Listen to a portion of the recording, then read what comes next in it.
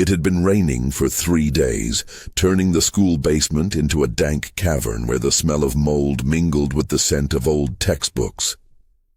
The light from a single lamp flickered, casting shadows on rusty pipes and stacks of dust-covered boxes.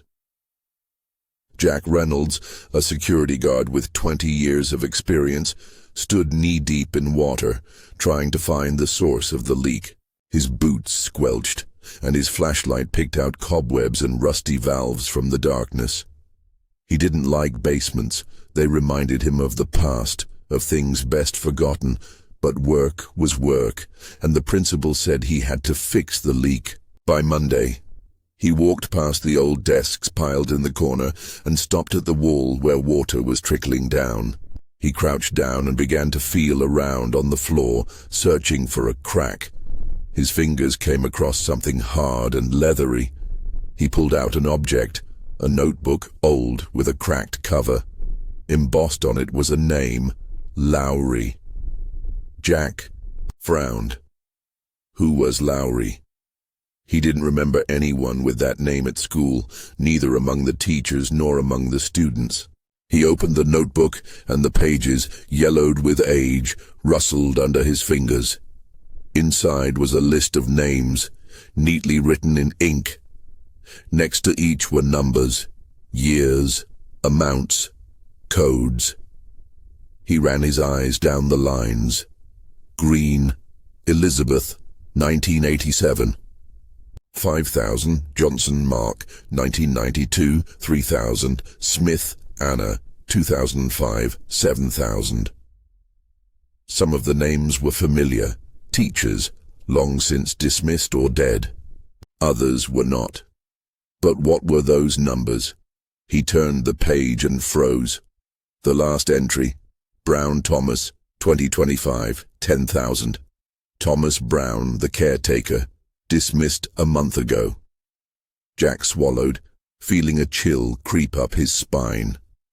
The list went on, and the last entry was as fresh as this May rain. He closed the notebook, stuffed it into his jacket pocket, and continued searching for the leak. But his thoughts were already racing over what he'd found. What was this? A diary? Accounting records? And why didn't Lowry's name ring a bell? He finished his work, stuffed a rag into the crack, and went upstairs to his office. There, at his desk, he opened the notebook again, scanning the names. Elizabeth Green, a nurse who'd disappeared in 1987. He remembered the story. She'd left school after her shift and disappeared. The case had never been investigated. She'd been presumed a runaway. But here in the notebook, her name was first, followed by 5,000. 5,000 what? Dollars? Years? He decided to ask the director. He was sitting in his office, cluttered with papers, drinking coffee, when Jack walked in. "Mr. Harris, I found this in the basement," he said, holding out the notebook. The director took it, flipped through a few pages, and handed it back. "Old trash. Throw it away," he muttered, not looking up. "But it has names of employees and dates," Jack insisted. Harris looked at him, his gaze sharp as a blade. "Forget it. It's none of your business." He stood up, signaling that the conversation was over. Jack left, but the principal's words did not calm him down, but rather piqued his curiosity. At home, in his cramped apartment, he sat down at his desk, turned on the lamp, and began to study the notebook. He wrote names on a piece of paper, trying to find connections. Some people had died, accidents, illnesses. Others had disappeared, like Elizabeth, and some, like Thomas, had simply quit. But what united them? And who was Lowry? He searched the internet, but the name didn't come up. Not in the school archives, not in the news. It was as if he didn't exist. The night dragged on, and he sat there turning the pages. The notebook smelled of mold and something else, elusive, like fear. He felt that this was not just a list. This was someone's bill, someone's revenge, or someone's plan, and he had to find out what it was. Even if the director was against it, even if it was dangerous. He closed the notebook, but its shadow remained in his thoughts, like a stain that could not be washed off. Morning came with grey light filtering through the cracks in the blinds. The rain had eased, but left behind a damp chill that clung to the skin. The coffee in the mug had long since gone cold, and the notebook still lay, open, its pages slightly wrinkled from the night's dampness. The names on the list swirled in her head, like shadows in fog. Elizabeth Green, the caretaker, the chemistry teacher, each one a piece of a puzzle that didn't fit. Yet. The table was piled high with new finds, a yellowed school newspaper from 1987, a faded photograph of a nurse with the caption E. Green, and a stack of archival cards fished out of a box in the basement. It all smelled of mold and old secrets. The newspaper had a terse account of a disappearance. Nurse fails to return home after shift. Police helpless. No evidence, no witnesses, just the fog that swallowed her like a hungry beast. In the photo, Elizabeth was smiling, but her eyes were empty, as if she already knew what was coming. Her fingers ran over the lines in the notebook, 5,000 next to her name. The number, written in black ink, seemed alive, pulsating. Money? A payment for silence? Or a ransom that was never collected? Her thoughts were jumbled, but one thing was clear. The list was more than just an inventory. It was a trail left by someone who knew more than they were letting on. The phone vibrated on the table, breaking the silence. A message from a former colleague, now retired, who had once worked at the school. Lowry, I've heard the name. Ask Marge, she knows everything in the library. Marge was an old woman with a memory like a steel trap and a tongue as sharp as a razor. If anyone remembered Lowry, it would be her. But going to her meant digging deeper, and depth was scary. The principal had already hinted that curiosity would lead to trouble. Outside, the wind howled, driving trash across the wet sidewalks. Willow Grove woke slowly, as if reluctantly crawling out of a nightmare. The solution came to him. School. That's where it all began. That's where the answers would be. Archives, old journals, maybe even Lowry's personnel file if he was lucky. But first, Marge, her words could be the key, or they could be a new wall. The notebook slammed shut. The jacket, smelling of tobacco and rain, fell on his shoulders. The morning promised to be long, and Lowry's shadow was getting closer. Footsteps on the stairs echoed like hammer blows in the void. Ahead lay a city full of questions and a list that needed an end, or a beginning. The rain had died down, leaving a thick fog that shrouded Willow Grove in a thick shroud. The streets were ghostly corridors where every step echoed in the void. Elliot Crow's house stood on the outskirts of town, lonely and overgrown, with ivy, as if nature itself were trying to hide it from prying eyes. Jack Reynolds paused at the slanted gate, peering into the dark windows. There was no light, but he knew the old man was home. Marge, the school gossip, had insisted that Crow rarely left his hiding place. Jack pushed the gate open and the rusty hinges creaked as if warning of something. He ignored it. He climbed the worn steps of the porch and knocked on the door. 3 sharp knocks that broke the silence. At first, nothing. Then a slight rustling. as if someone was moving inside, cautiously, stealthily.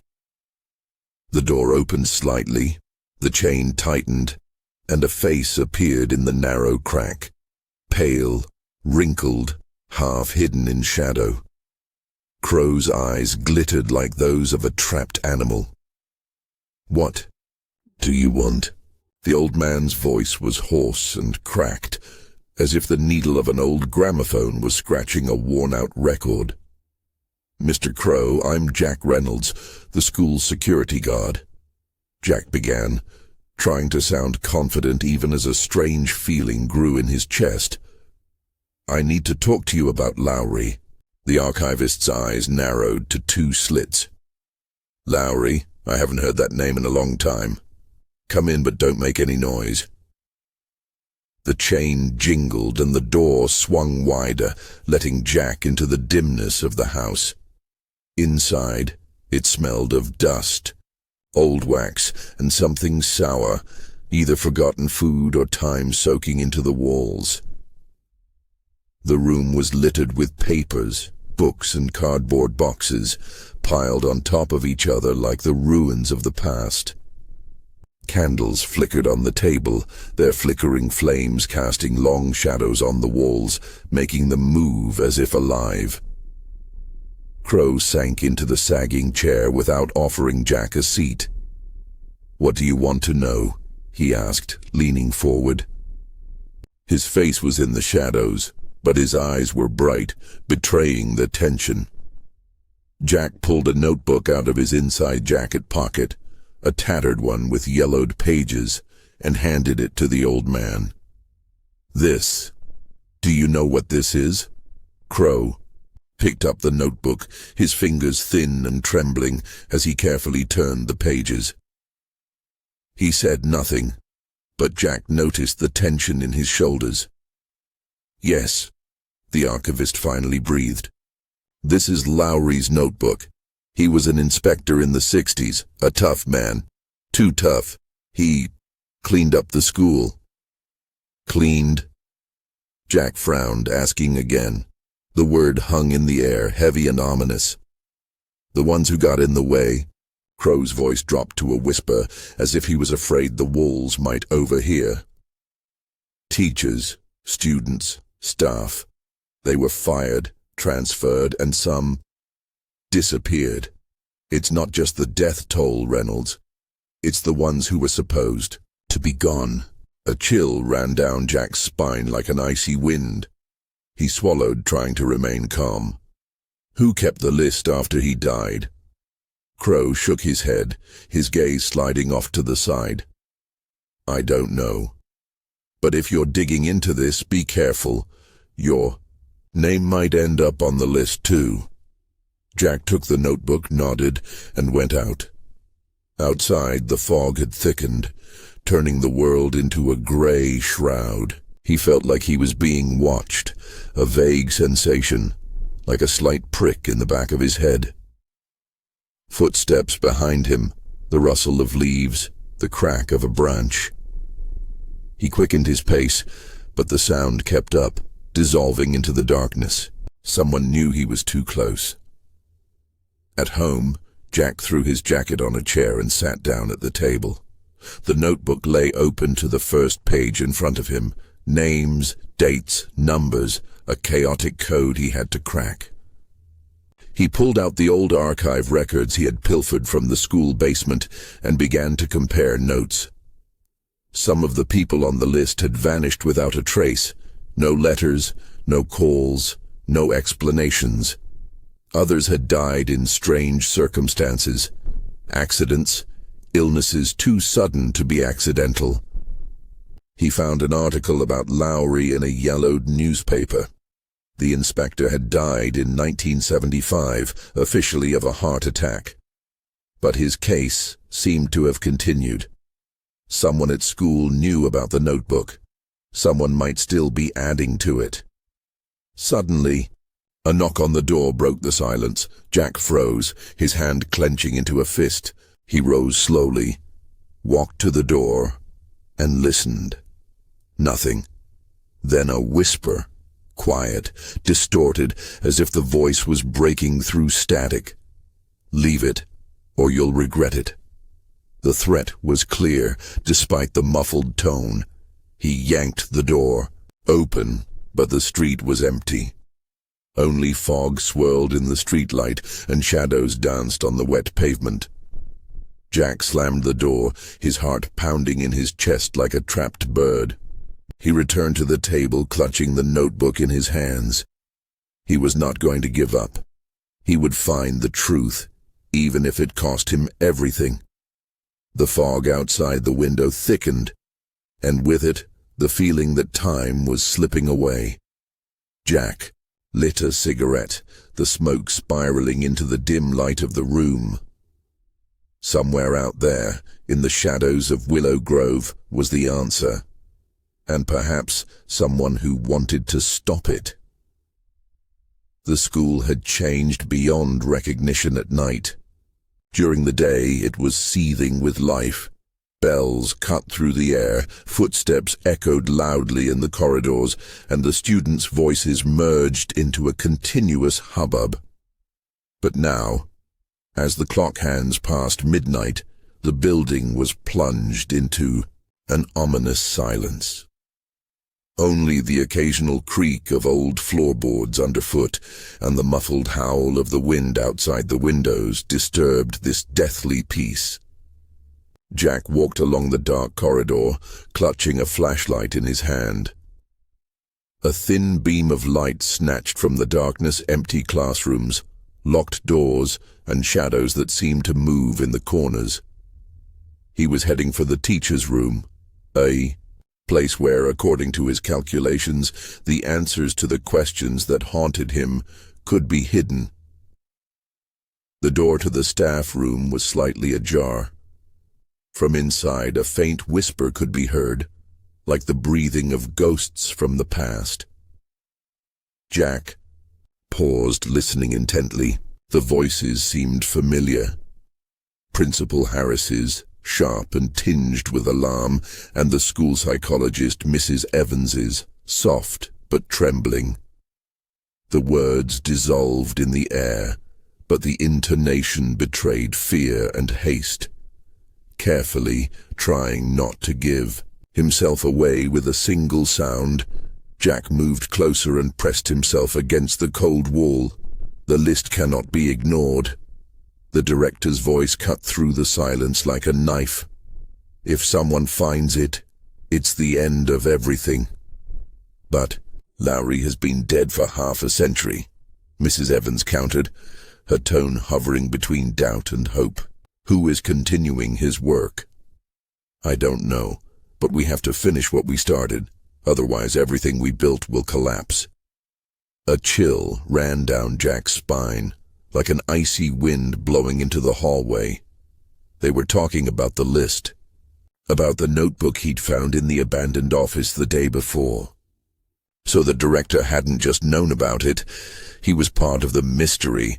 But who was Lowry's successor? And what exactly were they trying to accomplish? Questions burned through his mind, but there were no answers. The whispers suddenly stopped. Footsteps were heard, heavy and determined. Jack retreated into the shadows, pressing himself so tightly against the wall that he could feel every protrusion of the plaster. The door swung open, and Principal Harris appeared in the doorway. His face, illuminated by the dim light from the room, was chalk white, and his eyes darted restlessly along the corridor.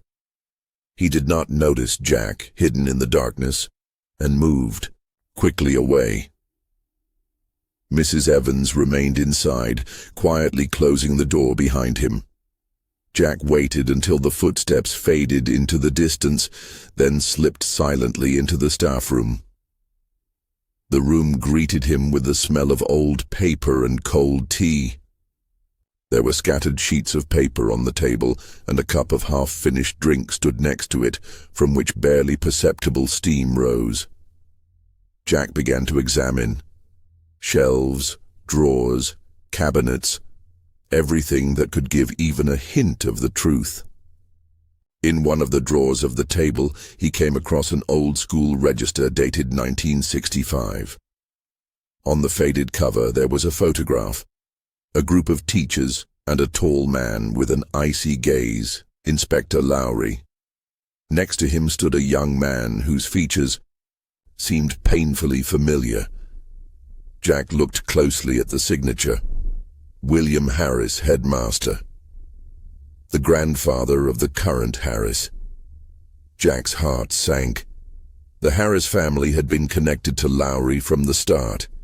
But how far did the connections extend? He pocketed the journal and continued searching. In the closet, beneath a stack of yellowed papers, was a box of letters. Each envelope was signed simply L. Jack pulled one out and unfolded the fragile sheet. Necessary measures taken, unnecessary removed, school safe, read the entry, dated 1967. The handwriting was crisp, confident, Lowry's no doubt. But who were these letters addressed to, and who had taken over his role? After his death, a sudden rustling sound behind him made Jack flinch. He turned around sharply, but the room remained empty. He turned off the flashlight and held his breath, listening to the silence. The creak of a floorboard in the hallway was light, almost imperceptible. Someone was approaching. Jack darted to the closet and hid behind it, trying to breathe as quietly as possible. The door slowly opened, and a shadow appeared in the opening. A figure stepped inside. A man, judging by the silhouette. His movements were careful, measured. He approached the table, took something from the drawer and left the room just as silently, closing the door behind him. Jack waited a few minutes until his heart stopped pounding in his ears. He knew he was being watched. Someone at the school knew he was digging deeper than he should have. The headmaster, Mrs. Evans, or a third shadow lurking in the dark. It was too risky to stay here. Jack slipped out of the staff room and hurried toward the door, trying not to look back. The night air was cold on his face, but he barely noticed. His thoughts were spinning. Lowry, Harris, the list, the disappearances. Everything was connected. But how? Reaching his car, Jack glanced quickly in the rearview mirror. No one. He started the engine and drove home, but the feeling of strange eyes lurking in the night did not go away. At home, he locked the door with all the locks, as if that could separate him from the shadows of the past. He spread the journal and letters out on the table and began to study them again. The connection was somewhere here, in these lines, in these faces. But the more he looked, the more he felt the darkness thickening around him. The night dragged on endlessly. Something moved outside the window, either the wind or someone's presence. Jack sorted through the papers, built chains, looked for the key. He knew that whoever was watching him would not stop. But he would not give up either. The truth was close. Too close to retreat. Even if the price for it was exorbitant.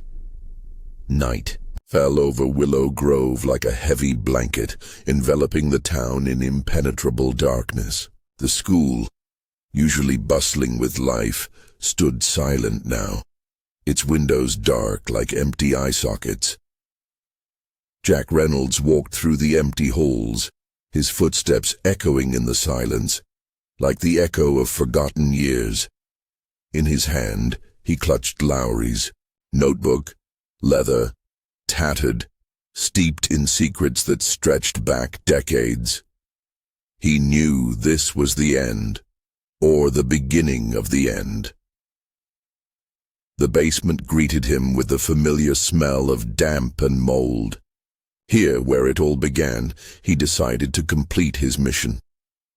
He descended the slippery steps, lit an old kerosene lamp, and its dim light illuminated the gloomy walls.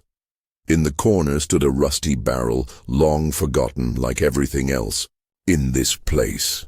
Jack opened the notebook one last time, ran his eyes over the list of names, living and dead, missing and forgotten. Each name was a scar on the body of the school, each a silent cry for justice that never came. He dropped the notebook into the barrel, lit a match, and watched as the flames engulfed the pages, devouring the ink and paper. Smoke rose to the ceiling, thick and acrid, like a truth that had been hidden for too long. But even fire could not erase the shadows that had seeped into his soul. Lowry, it turned out, was part of a secret society that was purging the school of those who interfered with their order. Principal Harris had carried on his legacy, but he was only a link in a chain that stretched far beyond Willow Grove. Above, in the schoolyard, dawn was breaking through the clouds, painting the sky a pale pink. Jack stepped out of the basement and breathed in the fresh air, but it did not feel light. He glanced up at the school building, majestic but now seeming like a crypt full of ghosts. He saw movement in one of the second-story windows. Principal Harris stood there, silhouetted against the morning light. Their eyes met, Harris's cold, pitiless against Jack's tired but determined ones. No word, no gesture, just a silent confrontation that said everything. Harris knew Jack had given the evidence to the reporter, but there was no fear in his gaze, only the confidence of a predator who had weathered a storm. Jack turned and walked away. The next day the article came out, headlines screaming of corruption, disappearances, and secrets at the school. But the effect was mixed. The town divided, some demanding justice, others choosing to forget. Jack quit, leaving the school behind, but Lowry's shadow followed him. He sat on his front porch, looking at the stars when the wind brought the smell of rain. Justice had come, but at what cost? The secret society had not disappeared, it had merely lain dormant, ready to continue its game. The last thought, like a bitter aftertaste, remained with him. Some secrets never die. They just wait for their time.